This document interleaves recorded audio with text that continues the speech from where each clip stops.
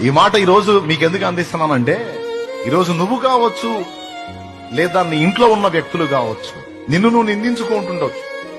నీ దీన స్థితి అధోగతి చూసి, ఛీ, నాలంటోడు ఒకడు పుట్టడం అవసరమా, నాకు ఈ బతుకు అవసరమా, నేను అనుభవిస్తున్న ఈ బాధలు నాకు అవసరమా, ఏంది నా జీవితం, అర్థం లేదు అని ఏవేవో అనుకుంటున్నావో నువ్వు ప్రస్తుతం నువ్వు ఉన్న పరిస్థితులను బట్టి.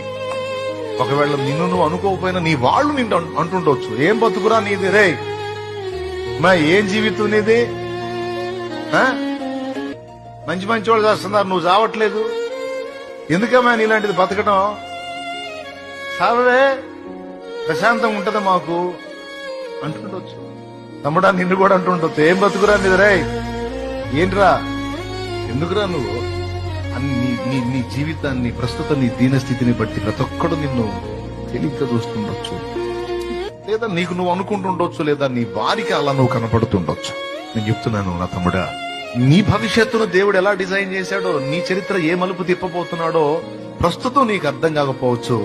ముందు రోజుల్లో ఒకటొకటిగా నీకు అర్థమైంది. నువ్వేం కలవరపడద్దు, ఏం కృంగిపోవద్దు, ఏం నిరుగారిపోవద్దు, జీవితం మీద విరక్తి పెంచుకుని ఏదేదో ఆలోచనలు నువ్వు చేసుకోవద్దు, అవసరం లేదు.